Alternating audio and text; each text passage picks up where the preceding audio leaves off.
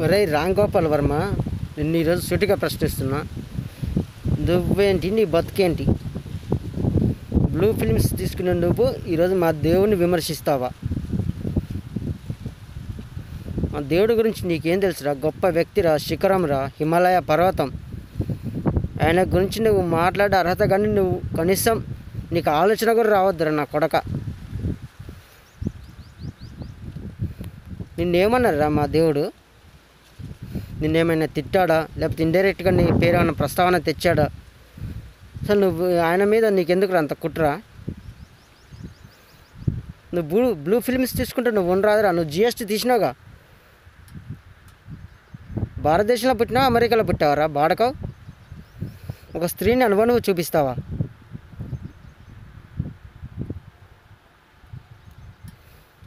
దానికి మరి censor board వాళ్ళు ఉన్నారా, సచ్చారో మరి నాకు ఇంత మటుకైతే తెలియదు. సెన్సార్ బోర్డు కూడా ఎట్లా ఒప్పుకుందో అర్థం కావట్లే.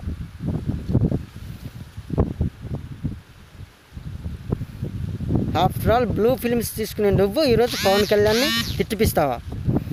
బజార్ లంచం ఉండతోని, బోకర్ లంచం ఉండతోని, వెధవ లంచం ఉండతోని నువ్వు ఈరోజు మా దేవుణ్ణి కన్నా తల్లిని తిట్టిపిస్తావా? ఆ తల్లి ఎంత గొప్పదో తెలుసారా నీకు? మహా గొప్ప తల్లిరా. అమ్మలకి అమ్మ, మాతృమూర్తి. 3 కొడుకుల్ని కానీ సమాజానికి అప్పచెప్పింది. తెలుసా నీకు? సమాజానికి సేవ చేయండి అని అప్పచెప్పింది సమాజానికి. ఈ రోజున పవన్ కళ్యాణ్ అంటే ఒక శక్తిరా, తెలుసుకో. ఒక శక్తి, ఒక యూత్ ఐకాన్. ఈరోజు రాజకీయాలనే శాసించేంత గొప్ప వ్యక్తి మా దేవుడు. ఆయనను, ఆయన తల్లిని నువ్వు తిడతావా, తిట్టిపిస్తావా బజార్ లంచతోటి?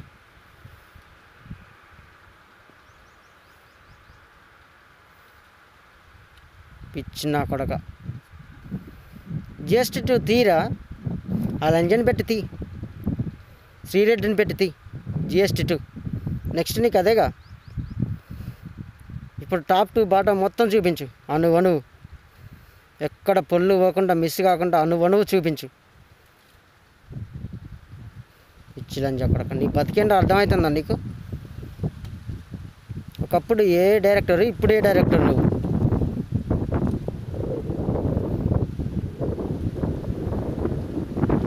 ఇంకోసారి పవన్ కళ్యాణ్ గారిని కానీ, వాళ్ళ కుటుంబాన్ని కానీ ఏమైనా ఇండైరెక్ట్గా నువ్వేమైనా విమర్శించినా, లేకపోతే వేరే వాళ్ళతో అనిపించినా, నువ్వు ఇక్కడ బతికే ఛాన్స్ కూడా నీకు లేదు. తరిమి కొడతాం. ముంబై పో, ముంబై కాడ బతుకు, ముంబై కాడ చెల్లించుకోండి. తెలివి ఇక్కడ కాదు. ఇది తెలుగు. తాట తీస్తాం, తోలు వలుస్తాం. విజయవాడ మొత్తం ఏకమై నీ తాట తోలు తీస్తాం. ఏమనుకుంటున్నావు బిడ్డ? ఖబర్దార్. అర్థమైందా? ముంబై పోయి నీ చెక్కలు చూపెట్టుకో. ఇక్కడ కాదు.